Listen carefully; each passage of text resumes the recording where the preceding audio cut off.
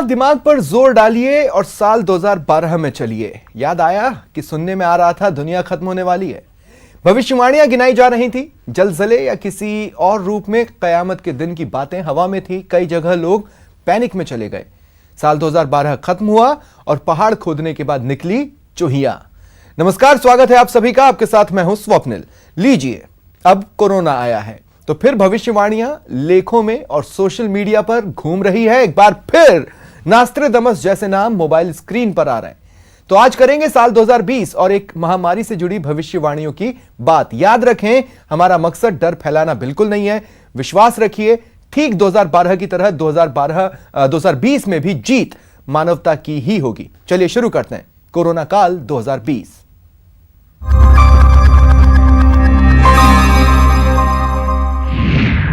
क्या कोरोना पर सदियों पहले भविष्यवाणी हो चुकी थी?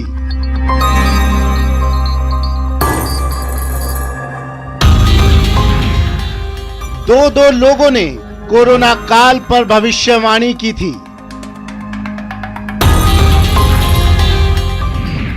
क्या उन भविष्यवेत्ताओं का कहा अब सच होने जा रहा है? क्या एक वायरस इंसान का वजूद खत्म कर देगा?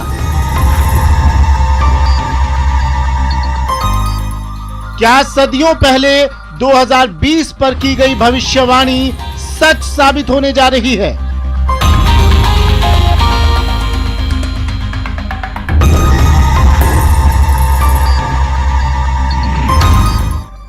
आखिर कौन है वो भविष्यवेत्ता जिन्होंने 2020 पर भविष्यवाणी की थी?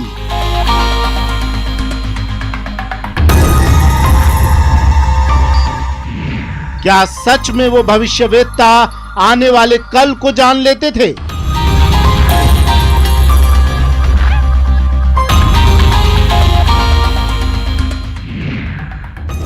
क्या 465 साल पहले कोरोना पर भविष्यवाणी हुई थी?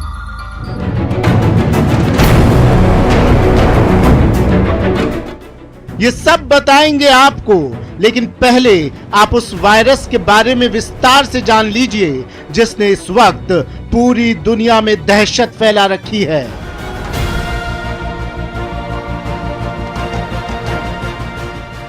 जो काल बनकर देश दर देश लोगों को अपनी चपेट में ले रहा है, जिसके खौफ से शहर दर शहर सन्नाटा पसरा है, जिसकी मार से कई देशों में लॉकडाउन का आलम है। वो वायरस जो पूरी दुनिया को निवाला बनाने पर आमादा है। वो वायरस जिसकी आज से 465 साल पहले भविष्यवाणी हो चुकी थी। वो कहर जिसकी भविष्यवाणी आज से 70 साल पहले भी हो चुकी थी। सबसे पहले बात उस भविष्यवेत्ता की जिसने सदियों पहले इस महामारी पर भविष्यवाणी की थी। साल, भविष्यवेत्ता फ्रांस के माइकल दी नास्ट्रेडमस।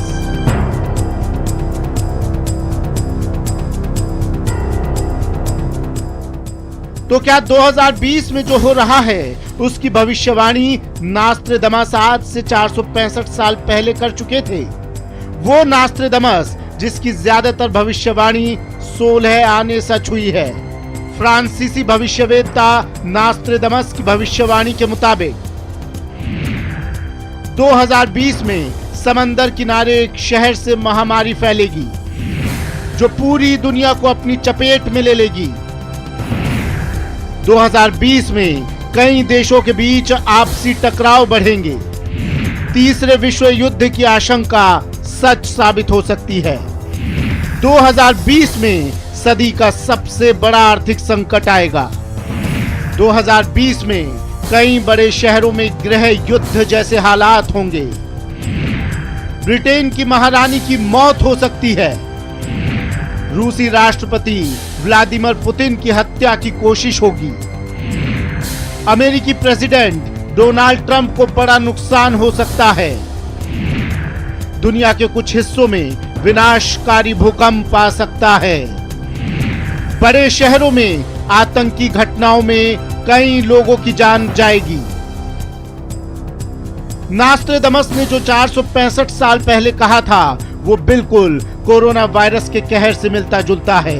और समंदर किनारे चीन का वुहान वो शहर जहां से इस मौत के वायरस का जन्म हुआ, तो ऐसी महामारी जो दुनिया भर में 11,000 से ज्यादा लोगों को निगल चुकी है, जिससे चीन से लेकर अमेरिका तक चीख रहा है, तो क्या काल बना कोरोना इंसान का वजूद मिटाकर रहेगा?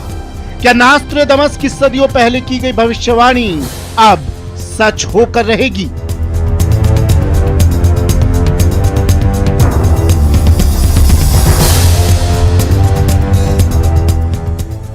फ्रांसीसी भविष्यवेत्ता नास्ट्रेडमस की तरह बुल्गारिया के बाबा वेंगा ने भी 2020 के लिए खतरनाक भविष्यवाणी की है। बाबा वेंगा के मुताबिक 1970 में बाबा वेंगा ने कोरोना पर भविष्यवाणी की थी। 2020 में दुनिया में उथल पुथल मचेगी, आपदाएं आएंगी। 2020 में इस्लामिक आतंकवाद अपने चरम पर होगा। 2020 में यूरोप में रासायनिक हमले हो सकते हैं। रूसी राष्ट्रपति व्लादिमीर पुतिन की जान को खतरा है। अमेरिकी प्रेसिडेंट ट्रंप को गंभीर बीमारी हो सकती है। 2020 का मौजूदा माहौल बाबा वेंगा की भविष्यवाणी पर भी मुहर लगा रहा है। बाबा वेंगा वो शख्स जिसने 5 दशक पहले कहा था कि 2020 में एक बेकाबू वायरस दुनिया को निगल जाएगा। तो क्या 2020 में इंसान का नामो निशान मिट जाएगा? इन दोनों भविष्यवेत्ताओं को मानने वाले अब ये सोचकर कांपने लगे हैं।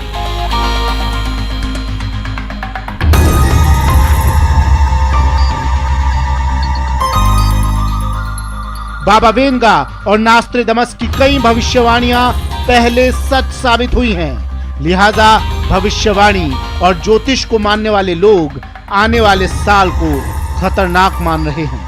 हालांकि इन दोनों भविष्यवेत्ताओं ने आने वाले साल के लिए कई अच्छी बातों की भी भविष्यवाणी की है और कहा है कि आने वाला वक्त एक नए युग की शुरुआत होगा। Bureau report, news 18। और आज चर्चा के लिए मेरे साथ एक गेस्ट पैनल मौजूद हैं। आपको इंट्रोड्यूस करवा देता हूं। टीवी स्क्रीन पर भी नजर आ रहे हैं। पंडित भक्त भूषण वर्मा जी प्रतिनिधि हैं गायत्री परिवार शांतिकुंज हरिद्वार के, जयपुर से मेरे साथ जुड़ रहे हैं। और प्रोफेसर आर एस खंगारोत जाने माने इतिहासकार हैं। आप दोनों का बहुत बहुत स्वागत है न्यूज़ 18 राजस्थान पर। पंडित जी, आपसे शुरुआत कर रहा हूं। देखिए, मैं उन लोगों में से हूं जो भविष्यवाणियों को अंतिम इसलिए नहीं मानता क्योंकि हमें यह सिखाया गया है कि हम एक कर्म प्रधान देश में हैं, तो भविष्यवाणियां हो जाती हैं, वो आपको अंदेशे जता देती है, लेकिन आप कर्म से उसे बदल सकते हैं।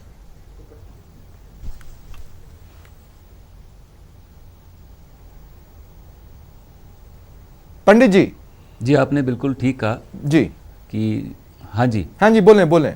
जिस प्रकार का इस समय चल रहा है, ये बिल्कुल कर्म प्रधान का समय ही चल रहा है। और जहाँ तक मैं समझता हूँ कि जैसा कि सरकार भी हम लोगों को बता रही है और हमारे शांतिकुंज हरिद्वार की तरफ से भी जिस प्रकार के हम लोगों को निर्देश मिल रहे हैं, जो संकेत मिल रहे हैं, उन सभी से ऐसा लगता है कि जो इस वक्त का हम लोगों का कर्म है, वो कर्म ये है कि हम अपने आप को किस प्रकार सावधान रख सकते हैं, किस प्रकार से हम लोग जागरूक रख सकते हैं। और यही पूरी की पूरी एक श्रृंखला हम लोगों के गायत्री परिवार के द्वारा चलाई भी जा रही है। लगभग आप ये मान के चलें कि गायत्री परिवार को अमूमन एक आध्यात्मिक और वैज्ञानिक अध्यात्मवाद से जोड़ करके देखा जाता है। तो उसके चलते हम लोग इस वक्त यज्ञोपैथी, जो कि बहुत बड़ी चिकित्सा प्रणाली है और पुरातन वैदिक काल से चली आ रही चिकित्सा प्रणाली है, उसके माध्यम से हम लोगों तक इसकी जागरूकता पहुंचाने की कोशिश कर रहे हैं। और हमारे कार्यकर्ता अलग अलग क्षेत्रों में, घरों में जाकर के इसके बारे में बता रहे हैं कि किस प्रकार से हम अपने सोच के द्वारा, अपने कर्मों के द्वारा, अपने कार्यों के द्वारा ही इसको हम कैसे अपने से दूर रख सकते हैं। किस प्रकार से लेकिन पंडित जी, अब देखिए, क्या मैं बार बार पिछले कुछ दिनों से कोरोना के जब प्रोग्राम्स लेकर आ रहा हूं, मैंने बार बार इस बात को कोट किया है कि मोबाइल की स्क्रीन कई बार डरा भी सकती है। उसके डराने का रीजन यही है कि लोग अपने अपने हिसाब से भेज रहे हैं और लोगों की अपनी अपनी मान्यताएं होती हैं। ऐसे में मैं चाहता हूं कि एक बार आप हमारे दर्शकों को बताएं कि इस तरह का मैसेज आए तो ना घबराएं, ना डरें, क्योंकि ऑलमोस्ट श्योर है कि ये भविष्यवाणियां बिल्कुल सच सही इस बात रूप है। में नहीं होंगी सच। ये बात तो पक्की है कि इसकी वजह से मनुष्य का शारीरिक नुकसान कितना होगा, स्थूल नुकसान कितना होगा, ये कहा नहीं जा सकता। लेकिन हाँ, ये परिवर्तन जरूर दिख रहा है कि दिन रात हम जब हमारे कान में, आँख के सामने, सब जगह सिर्फ कोरोना कोरोना कोरोना कोरोना की ही बातें आ रही हैं, तो निश्चित रूप से हम मानसिक रूप से तो इस रोग से लगभग ग्रस्त से नजर आते हैं। अब इसके अंदर जिस प्रकार ये आप कार्यक्रम कर रहे हैं, जिस प्रकार का भी जागरूकता का अभियान चला रहे हैं, ये बहुत अहम इसका रोल बन जाता है कि हम लोग किस प्रकार से एक दूसरे को अब कुछ अच्छी बातें बता करके उसको करें। ज़्यादातर हम देखते हैं सोशल मीडिया पर देख रहे हैं, जिस प्रकार हम इंटरनेट पे देख रहे हैं, सब जगह पे डराने वाले वीडियो, डराने वाले संदेश तो नज़र आते हैं, लेकिन उसमें से हम लोगों को जागरूक करने वाला, सावधान करने वाला, मोटिवेट करने वाले इस तरह के संदेश ना के बराबर हैं। जैसे सब बताते हैं कि अब 10 से 11 हज़ार लोगों की मृत्यु हो गई। ठीक है, मृत्यु हो गई, ये तो एक एस्पेक्ट है। कोरोना वायरस बहुत भयावह है, ये भी एक एस्पेक्ट है। लेकिन अगर हम इस चीज को देखें, इससे कि कई गुना 90,000 से लोग ज्यादा ठीक लोगों हुए की हैं। जान बचाई जा सकी है। नहीं, इससे कई गुना ज्यादा लोग ठीक हुए हैं। हाँ, ये आंकड़े 90,000 लोगों की मोर्टेलिटी जान रेट बचाई जा बहुत सकती कम है। ऐसे में बिल्कुल, डरने की ठीक जरूरत हुए नहीं है। हैं, पंडित ये जी बहुत- बने रहे आप मेरे साथ, मैं आगे भी आपसे सवाल पूछूंगा। बहुत कम है। प्रोफेसर आर एस खंगारोत जी, बचपन में कभी माया सभ्यता के बारे में सुना था, फिर एक आपको याद होगा साल 2012 जब चल रहा था तो एकाएक एक लहर सी चली थी दुनिया भर में कि 2012 में दुनिया खत्म होने वाली है। तो दोबारा मैंने माया सभ्यता को पढ़ना शुरू किया था। कुछ भविष्यवाणियां चौंकाती जरूर हैं कि हाँ, नास्ट्राडामस ने कहा सच हो गई, लेकिन फिर कुछ ऐसी भी चीजें सामने आती हैं। देखिए 2012 में दुनिया तो खत्म नहीं हुई।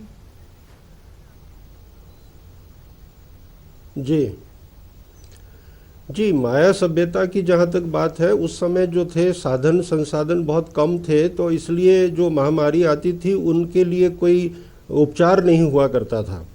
लेकिन मैं आपसे एक दूसरी बात कहना चाहता हूँ, हाँ। और वो है कि इतिहास में कहावत है, हिस्ट्री रिपीट्स इटसेल्फ। और हिस्ट्री रिपीट्स इटसेल्फ की जब बात हम करते हैं तो यूरोप में एक ज़बरदस्त घटना थी जिसे ब्लैक डेथ कहते हैं। और वो ब्लैक डेथ एक ऐसी घटना है जो आप ये पाएंगे कि कोरोना वायरस जिस तरीके से चाइना से उठा है और पूरे यूरोप में फैल रहा है, बिल्कुल उसमें आपको समानता मिलेगी। ब्लैक डेथ की जो घटना है, जिसे हम बुबोनिक प्लेग कहते हैं। अब आप देखिए, बुबोनिक प्लेग से यूरोप में 25 मिलियन लोग मारे गए। 1 मिलियन में 10 लाख होते हैं। अब आप देखिए, यूरोप की ये घटना है जिसको ब्लैक डेथ कहते हैं, और इसका 1331 में जो पहला रिकॉर्ड किया गया केस वो चाइना में था। आप ध्यान से देखिए, 1331 में पहला केस रिकॉर्ड किया जाता है चाइना में, और अगले 20 वर्षों में 30 मिलियन लोग चाइना में मर जाते हैं। उसके बाद 1340 में ये प्लेग सेंट्रल एशिया में पहुंचता है, उसमें भारत भी शामिल है। उसके बाद एक बड़ा इंटरेस्टिंग एस्पेक्ट ये आता है, 1347 में इटली में एक स्थान है जिसे जेनोवा कहते हैं। और आप जानते होंगे क्रिस्टोफर कोलंबस जेनोवा का रहने वाला था। और ये जेनोवा के जो नाविक थे, जो कार्गो शिप्स यहाँ एशिया से यूरोप ले जाते थे, उनमें से ये जो जहाज थे वो सिसिली में एक बंदरगाह है मसीना पोर्ट। तो ये मसीना पोर्ट पहुँचते हैं और वहाँ पर आप देखिए एक कुछ ही सप्ताह में हजारों लोग मर जाते हैं। तो एशिया से, यानी चाइना से सेंट्रल एशिया से ये 1347 में कहाँ पहुंच रहा है? इटली पहुंच रहा है। उसके बाद 1348 में ये प्लेग कहाँ पहुंचता है? फ्रांस और इंग्लैंड पहुंचता है। और 1351 में इसका जो है स्लो डाउन होता है। उसके बाद 1361 में ये दोबारा उभरता है, 1375 में तीसरी बार आता है, और 1430 के बाद हर 2 और 3 वर्ष की साइकिल में वापस रिपीट होता है। तो आप देखिए, कोरोना वायरस सर, अगर आप रिसेम्बलेंस गिना रहे हैं तो जितना मैं समझ पा रहा हूं इसमें दिनों का काफी अंतर है। एक इवेंट में, कुछ में तो साल का भी अंतर है। यहां तो हम देख रहे हैं कि उसमें एक स्पीड है। जी, मैं हिस्टोरिकल सीक्वेंस की बात कर रहा हूं। ओके। तो हिस्टोरिकल सीक्वेंस में जब हम जाते हैं तो लगभग ऐसा लगता है कि ये बिल्कुल उसी तरह का है। और आप देखिए, सबसे ज़्यादा मौतें कहाँ हुई? 7,000 मौतें हुई कायरो में डेली 7,000 लोग मर रहे थे और फ्रांस और इंग्लैंड में 1/3 पॉपुलेशन जो है वहां खत्म हो गई। तो मैं जब सीक्वेंस को देखता हूं और हिस्ट्री रिपीट्स इटसेल्फ की जब बात सोचता हूं तो ऐसा मुझे लगता है कि कुछ ना कुछ समानता यहाँ पर इस एक ब्लैक डेथ की घटना से और जो वर्तमान में कोरोना वायरस है उसमें समानता दिखाई देती है। बिल्कुल, आपने 2 बार इस बात को कहा कि हिस्ट्री रिपीट्स इटसेल्फ।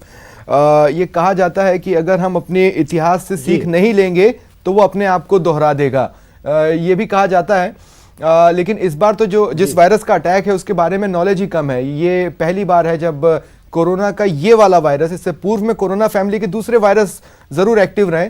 पंडित जी, मैं एक बार फिर आपके पास आ रहा हूं और मैं पूछना ये चाहता हूं, देखिए मेरे साथ रमल ज्योतिष भी जुड़े एक वक्त प्रोग्राम में, इसके अलावा ज्योतिषाचार्य भी मेरे साथ जुड़े और सभी का ये कहना है कि बहुत जल्द इस वायरस का डाउनफॉल चालू हो जाएगा और उसका सबसे बड़ा रीजन यही होगा, अभी भी हम लोगों में से जो लोग कुछ कैजुअल हैं वो भी जब सीरियस हो जाएंगे तो ऑटोमेटिक फाइट सही रास्ते पर आ चुकी होगी। बिल्कुल ऐसा ही लग भी रहा है। और जिस तरह की भारत की भौगोलिक परिस्थितियां हैं और जलवायु की बात करें वो भी है, तो इन सब चीज़ों को देख करके लग ही रहा है कि आने वाले बहुत ही कम समय के अंदर इस कोरोना के ऊपर काबू अच्छी तरह से पा लिया जाएगा। न केवल भौगोलिक या जो मैंने बातें कही उसके अलावा सरकार भी जिस तरीके से पहले कदम उठाने की कोशिश कर रही है, इसके अंदर भी वैज्ञानिकता दिखती है। और जिस तरह से बताया जा रहा है कि उसका जो समय, जीवित रहने का समय रहता है कोरोना वायरस का, वो लगभग 36 घंटे से 72 घंटे का रहता है और अलग अलग परिस्थितियों में रहता है। तो उसके हिसाब से अगर हम देखें, कर्फ्यू तो है जो है, लेकिन इसके पीछे जो बहुत बड़ा वैज्ञानिक तत्व है वो यही है कि इतने समय के अंदर अगर उसको कोरोना को कोई टच नहीं मिलेगा, किसी तरह का कैरियर नहीं मिलेगा, स्पर्श नहीं मिलेगा, मानवीय स्पर्श नहीं मिलेगा, तो वो अपने आप ही अपने आप वो उसकी मौत अपने आप निश्चित है, वो अपने आप ही खत्म हो जाएगा। तो ये एक अपने आप में बहुत ही ऐतिहासिक कदम है जो कि उठाया जा रहा है सरकार द्वारा और निश्चित रूप से सभी जो भारतीय नागरिक हैं इसको पूरा भरपूर समर्थन देना चाहिए। ठीक है प्रोफेसर साहब, एक बार फिर मैं आपके पास आ रहा हूं। आपने जिस कालखंड की बात की, आपने जिस चेन ऑफ इंसिडेंसेस की बात की, उसमें आपने बताया कि आपने बताया आखिरी में कि फिर वो इंडिया तक पहुंचा और उसके बाद आप कोलंबस के बारे में बताने लगे। वो इंसिडेंस जब इंडिया तक पहुंचा था तो फिर इंडिया में क्या कुछ देखने को मिला था, ये आउट ऑफ इंटरेस्ट पूछ रहा हूं। नहीं, इंडिया में इसका इतना इम्पैक्ट नहीं था। अगर हम कंपेयर करें दोनों को तो यूरोप में और चाइना में इसका इम्पैक्ट सबसे ज़्यादा महसूस हुआ। जैसा मैंने आपको कहा कि चाइना में 30 मिलियन लोग मारे गए और यूरोप में 25 मिलियन, तो उसके कंपैरिजन में अगर हम इंडिया की बात करते हैं तो वो बहुत ही नेग्लिजिबल था, बिल्कुल नेग्लिजिबल था इंडिया के कॉन्टेक्स्ट में। तो सर मैं चाहूंगा कि कोलंबस तो मैंने केवल इस संदर्भ में कहा कि वो जेनोवा फॉर्म की इंडिया अभी मतलब अगर हिस्ट्री उसी तरीके से रिपीट हो रही है तो अभी इंडिया में कोरोना का जो अटैक है वो काफी कम ही नजर आ रहा है और अगर उसी तरीके से हिस्ट्री रिपीट होती है तो इंडिया फिर भी काफी हद तक सुरक्षित है। हालांकि वसुधैव कुटुंबकम, हम दुनिया भर की भलाई के लिए प्रार्थना जरूर करते हैं। पंडित जी, एक सवाल और मैं आपसे पूछना चाह रहा हूं। वैज्ञानिक पद्धति के साथ की बात हो रही है और यहां पर मैं देख रहा हूं कि लोगों को जब भी आत्मबल की जरूरत होती है तो वो धर्म की शरण में पहुंचते हैं और कोई बुराई नहीं है, क्योंकि अगर धर्म की शरण से आत्मबल मिलता है तो फिर वैज्ञानिक कदम भी तेजी से एक्ट कर पाते हैं। आप बिल्कुल ठीक कह रहे हैं। इस संदर्भ में आपसे इतना ही कहना चाहूँगा कि जो हमारा धर्म है, जिसको हम सनातन धर्म बोलते हैं, ये धर्म विश्व के कुछ ही धर्मों में से एक है जो कि वैज्ञानिक रूप से सम्मत कहा जा सकता है। इसके अंदर जो भी क्रियाएं हैं, जो भी इसमें बातें बताई गई हैं, उसके पीछे कहीं ना कहीं एक वैज्ञानिक तत्वदर्शन जरूर है। जैसे कि आपने कहा कि अभी हम लोग कोरोना के संदर्भ में बात कर रहे हैं, तो इस संदर्भ में जो हमारे धर्म के अनुसार पद्धति बनती है वो यज्ञोपथी बनती है और यज्ञ चिकित्सा के अंदर संक्रमण जन्य रोगों के लिए जो विशेष प्रकार की सामग्री है, जिसे हम हवन सामग्री कह सकते हैं, वो हमारे गायत्री परिवार में शांति कुंज ने तैयार की है और उसके माध्यम से अब ठीक है सर, मुझे एक अंतिम सवाल लेना है प्रोफेसर साहब, आपसे मैं लेना चाहता हूं। आपने जिस इंसिडेंट्स की बात की, आपने कहा कि एक पर्टिकुलर टाइम के बाद वो तो खत्म हो गया, लेकिन 2-3 साल के बाद वो रिपीट जरूर होता है। लेकिन जब भी रिपीट होता है तो वो वैसा रूप नहीं ले पाता। इसका मतलब है कि अगर हिस्ट्री रिपीट भी होती है तो उस पर जीत मानवता ने हासिल कर ली थी इतिहास में। जी बिल्कुल, इसमें मानव की जो क्षमता है, जो भी परिस्थितियां हैं उनसे लड़ने की, वो आधुनिक काल में बढ़ती चली गई समय के अनुसार, और उसमें जो क्षमता बढ़ी उसी के कारण उसने जो है जितनी भी महामारियों का उसने सामना किया उस पर वो काबू पा सका और उसमें उसने अपनी क्षमता दिखाई। चलिए शुक्रिया। तो देखिए सबसे इंपॉर्टेंट है कर्म, और इस वक्त कर्म यही कहता है कि सुरक्षित रहें और सुरक्षित रखें, सावधानी बरतें। ऐसी कई भविष्यवाणियां गलत साबित हो जाती हैं। बहुत बहुत शुक्रिया आप दोनों का मेरे साथ जुड़ने के लिए और इस तमाम बातचीत के लिए। फिलहाल इतना ही, दीजिए इजाजत, नमस्कार।